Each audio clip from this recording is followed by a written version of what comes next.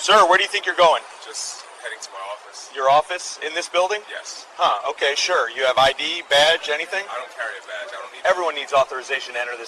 A security guard stood in the middle of a fancy lobby. He blocked a man in a grey suit. Sir, where do you think you're going? The guard asked. Just heading to my office, the man said calmly. Your office, in this building? The guard looked him up and down. Yes, sir. Okay, sure. The guard crossed his arms. You have ID, badge, anything? I don't carry a badge. I don't need one. Everyone needs permission to enter this tower. Step aside now, or I'm calling backup. The man in the suit didn't move. He didn't yell. He just stood there. Officer Derek Daniels had no idea what he just walked into. In the next 72 hours, he would lose his job. He would face a federal lawsuit. His department would say sorry on the evening news. The man he stopped, Marcus Webb, the owner of the 34-story tower they were standing in. Marcus bought this building for $21.4 million 3 years ago. He was a real estate developer with buildings in 6 cities. He also had a law degree from Columbia University. He built everything from nothing. And guess what? 8 cameras in the lobby were recording every second. Marcus had his lawyer on speed dial. Before I continue, let me ask you something. Have you ever been treated unfairly by someone with power over you? Drop your answer in the comments below. But Officer Daniels had no idea who he was really dealing with that morning. Marcus Webb was 41 years old. He ran a company called Webb Capital Development. His buildings were worth over $180 million across 6 major cities. He went to Columbia University for law school. He graduated in 2008. After that, he worked as a lawyer at a big firm in New York. But in 2012, he switched to real estate. His first big deal was a building in Atlanta. It cost $4.2 million. From there, he kept growing. No family money, no help from rich parents. He did it all himself. Here's what makes this story even better. Marcus had a law degree. He knew his rights. He had already sued 2 other security companies for doing the same thing, and he won both times. Marcus grew up in public housing in Baltimore. He was the first person in his family to go to college. Now he helps young black business owners learn about real estate. The building where this happened, it's called Webb Tower. His name is on it. It has 34 floors and 47 companies inside. 2 of those are Fortune 500 businesses. On this Tuesday morning, Marcus was just trying to walk into his own building. Now here's what happened next. Officer Derek Daniels had a reputation in downtown Charlotte. He was 38 years old. He worked for a company called Sentinel Shield Security. They put him at Webb Tower for 14 months. Before that, he worked at a mall in Raleigh. They fired him there because too many people complained about him. In 14 months at Webb Tower, Daniels got 7 complaints. Every single one was about a person of color. Let me tell you about 3 of them. In August 2023, he stopped a black female lawyer. She was walking to her office on the 12th floor. He made her prove she worked there. She filed a complaint. Nothing happened.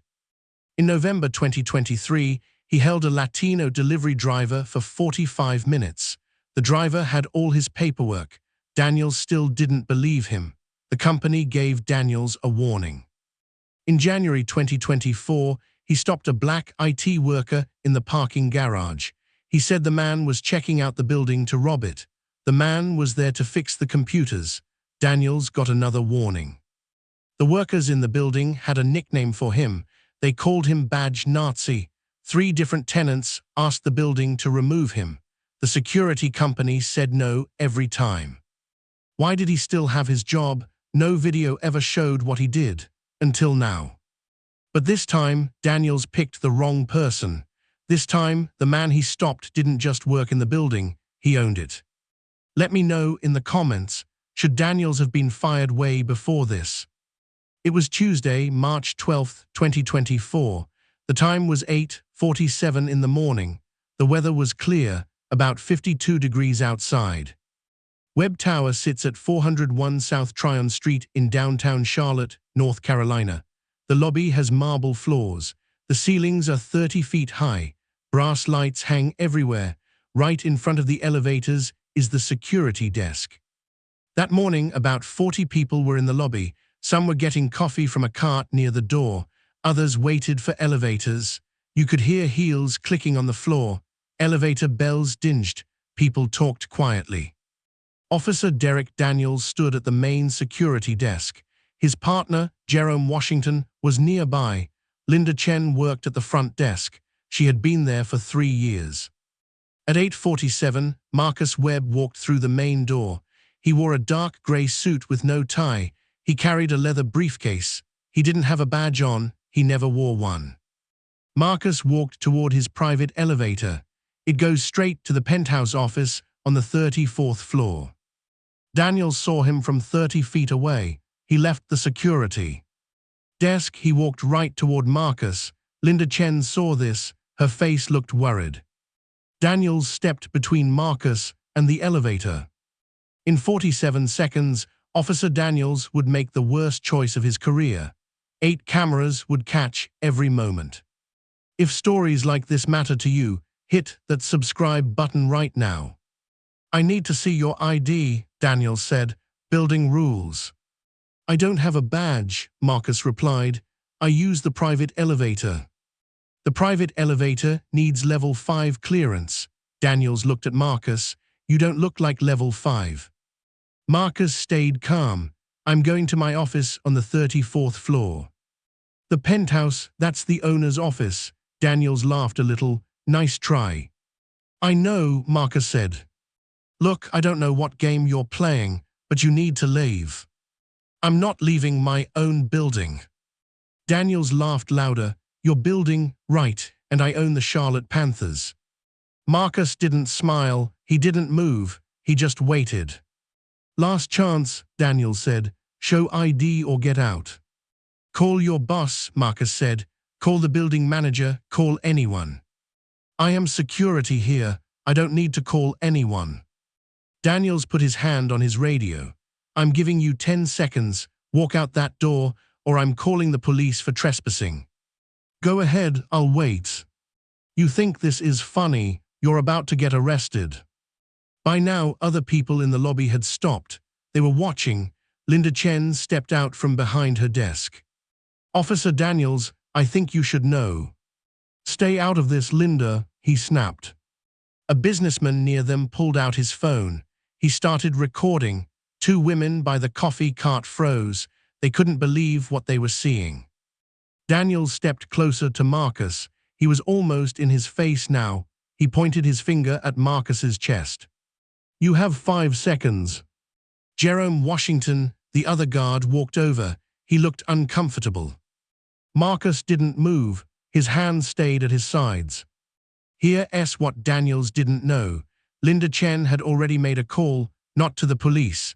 She called Marcus's assistant on the 34th floor. Type justice in the comments if you think Daniels was wrong here. 5 minutes later, the elevator doors opened. Out stepped a woman in a black suit. Her name was Vanessa Cole. She was Marcus's vice president and also a lawyer. Behind her were 2 security guards. These were Webb Capital's own guards. Officer, is there a problem here? Vanessa asked. Daniels turned to look at her. Ma'am, this man won't show ID. He says he owns the building. He does own it, Vanessa said. This is Marcus Webb. His name is on the building. Daniels paused. He looked at Marcus, then at Vanessa. Anyone can say that. I need proof. Vanessa didn't blink. The proof is in the county records. They say Marcus Webb owns this building. I still need to see something. Marcus finally spoke firmly. You need to stop talking. The lobby went quiet. A man in a nice suit stepped forward. His name was David Morrison. He worked at a law firm on the 18th floor. I've worked here for 2 years, David said. This is Mr. Webb. He signs my lease. A woman walked up next, Patricia Gomez. She was a director at a company on the 22nd floor. I was at the opening ceremony for this building, she said. He gave the speech. Then something else happened. Jerome Washington, Daniel's own partner, spoke quietly. Derek, I've seen his picture before, the big portrait by the elevators. Everyone turned to look at the wall. There was a large painting of Marcus Webb. Under it was a metal sign. It said, Webb Tower, a vision realized. Daniel's face went pale. At 8:58, Charlotte police walked into the lobby. Daniels had called them earlier. 2 officers came in. Vanessa walked to them right away. She showed them papers. The officers read everything. They talked quietly to each other. Then the senior officer walked over to Daniels. Sir, we need you to step away from Mr. Webb. Daniel's mouth opened. No words came out. I was just following the rules, he finally said. Sir, I didn't know. Nobody told me. He reached out his hand to shake Marcus's hand. Marcus didn't move. Look, this is just a mix-up. I was doing my job. But his job was about to end. By now, Derek Daniels was starting to understand how badly he messed up, but the real trouble hadn't even started yet. Here's something to think about. Daniels stopped this man 7 different times in 14 months. He was always wrong, and nothing happened to him until he messed with the wrong person. Tell me in the comments, should workers be allowed to treat people like this? 20 minutes later, more people showed up. Robert Sentinel walked into the lobby.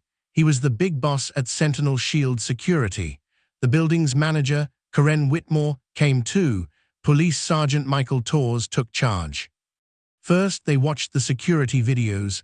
The lobby had monitors that could play back footage. Everyone saw what happened. They saw Daniels stop Marcus. They saw Mark. Stay calm. They saw Daniels get angry. Then they talked to 6 people who saw everything. Linda Chen told them what happened. I tried to tell him twice, she said. He wouldn't listen.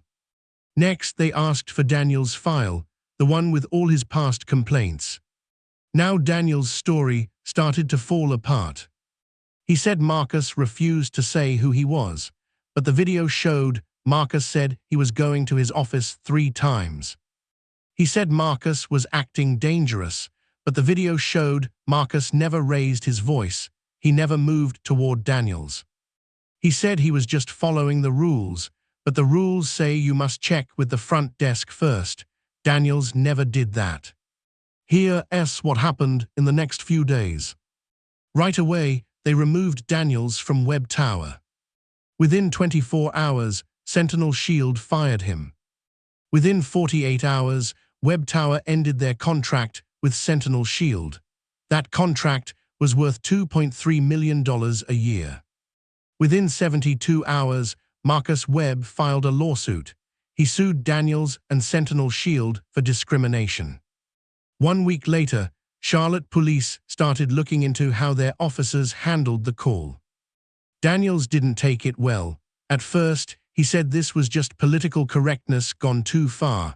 After they fired him, he said he was just doing his job. After the lawsuit, he said people were out to get him. He got a lawyer. He said this was reverse racism. That only made people angrier. Meanwhile, Marcus went to his office. He had a meeting at 10 a.m. He made it on time. His staff came up to hug him. Some were crying. They were proud of him. Linda Chen later wrote a letter for the lawsuit. She told the truth about what she saw. Jerome Washington did the same thing. He told the court that Marcus did nothing wrong. That took courage. He knew it might cost him his job. If you want to see more stories where justice wins, make sure you're subscribed to this channel. By 10:30 that morning, the first video hit the internet. A witness posted it on Twitter. By 11:00, it had 50,000 views.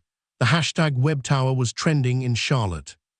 By 1:00 in the afternoon, local news picked up the story. A TV station called WCNC ran it first. Views crossed 200,000. By 6:00 that evening, CNN, MSNBC, and Fox News were all talking about it. By midnight, the videos had 4.7 million views combined. The hashtag security guard fail was trending across the whole country.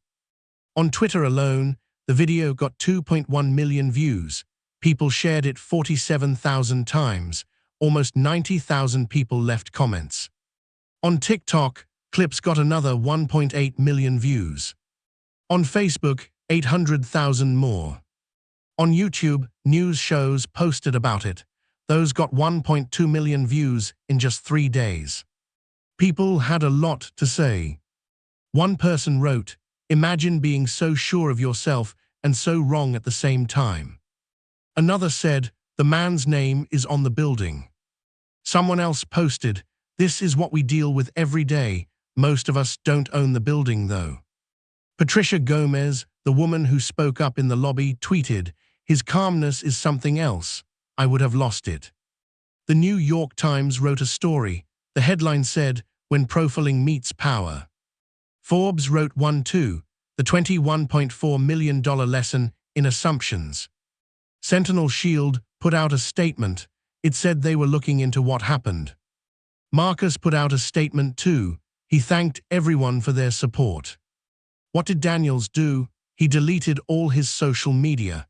His lawyer said the coverage was unfair. That made people even angrier. 3 days later, Daniels made another mistake. He filed his own lawsuit. He said people were lying about him. That was the last wrong move he would make. This story was shared millions of times. Share it if you think others should see it too. On March 19, 2024, Marcus Webb officially filed his lawsuit. The case was called Webb versus Daniels. It went to federal court in North Carolina. Marcus claimed his civil rights were violated. He claimed racial discrimination. He said Daniels caused him emotional pain on purpose. The defendants were Derek Daniels and Sentinel Shield Security. Now here's where things got interesting. During the court process, they dug into Daniels' past. They found all 7 complaints against him. None of them led to real punishment. They looked at Sentinel Shield's training records. The company hadn't done any bias training since 2019. That's 5 years with no training on how to treat people fairly. They found 23 similar complaints at other Sentinel Shield locations, 8 different buildings, same pattern. Former workers from Sentinel Shield gave statements. They talked about a culture of profiling at the company. The case took about 10 months. In January 2025, they reached a settlement. Want to know how much? Sentinel Shield paid $18.2 million. Part of that money went to create new training programs. Derek Daniels personally had to pay $850,000. Marcus's legal fees were $2.35 million. The defendants had to cover that too. Add it all up, the total was $21.4 million. That's the exact same price Marcus paid for the building. Some people called it poetic justice. But money wasn't the only consequence. Daniels was banned from all Webb properties forever. The state took away his security license. He can never work as a guard in North Carolina again. Sentinel Shield lost their right to work in Charlotte for 5 years. Within 6 months, they lost 40% of their other contracts too. Daniels' counter-lawsuit, the court threw it out. He never said sorry, not once. A source said he told someone, "My life is ruined over a mix-up." He moved out of Charlotte. Marcus made a statement after the settlement. "This was never about money," he said. "The amount matching the building price is just a coincidence. This was about making sure no one else has to prove they belong in their own space." But the story didn't end with money. Marcus had a message, and now the whole country was listening. On March 25, 2024, Marcus held a press conference. He stood in the lobby of Webb Tower, right in front of the same elevators where it all happened. "I've been stopped before," he said, "in stores, in parking lots, in neighborhoods, but never in a building with my name on it." He paused. "My mother called me that night. She was crying. She asked if I was okay. I'm 41 years old. My mother still worries when I walk into buildings. Then he talked about what this really means. I have money, I have lawyers, I have cameras, I have a voice. What about the security guard who gets stopped? The janitor, the delivery driver, they don't have what I have. They face this every single day. He had a message for workers. If you face this kind of treatment, write everything down, save every email, record when you can, you have rights, your dignity matters, people will fight for you. He had a message for people in power too.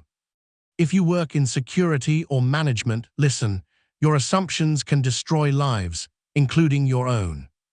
He talked about what needs to change, better training, real consequences, no more sweeping complaints under the rug. Then he thanked the people who helped. Linda, you tried to stop it. That matters. To the witnesses who spoke up, you didn't look away. That's rare. Jerome, you told the truth even when it was hard. That's real courage. He ended with something powerful. I didn't build this tower to prove I belonged somewhere. I built it so that one day, no one would have to prove they belong anywhere. This case taught us something important. In 2025, 35% of workers said they feel unsafe at work. That's up from 27% the year before. Reports of aggressive behavior went up 22% in 1 year. More than half of workers thought about quitting because of safety problems. Most people who face what Marcus faced don't have his money or his lawyers. They can't fight back, they just take it. This case led to new laws in North Carolina. Security guards now need bias training. Companies must track complaints. But there's still no federal law requiring this training. Most complaint systems are still run by the same companies that cause the problems. One guard with a bad attitude can change someone's whole life. That needs to change. So let me ask you, should people have to prove they belong in places they own? Should justice only happen when someone has money and lawyers? Should we keep waiting for the next viral video to remind us this happens every day? Because if we don't fix the training gaps, if we don't build real accountability, if we don't change our assumptions, then we're just waiting for the next Derek Daniels, the next Marcus Webb, the next confrontation that could end much worse. Comment below if you believe bias training should be required for all security workers, not just after someone gets sued. If you think stories like this matter, hit that subscribe button. We're going to keep exposing these cases. We're going to keep demanding better. We're going to keep fighting for respect in the workplace, for justice when the system fails, for a world where nobody has to prove they belong in their own space. This isn't just about Derek Daniels. It's not just about Marcus Webb. It's about all of us and the system we choose to accept. See you in the next one.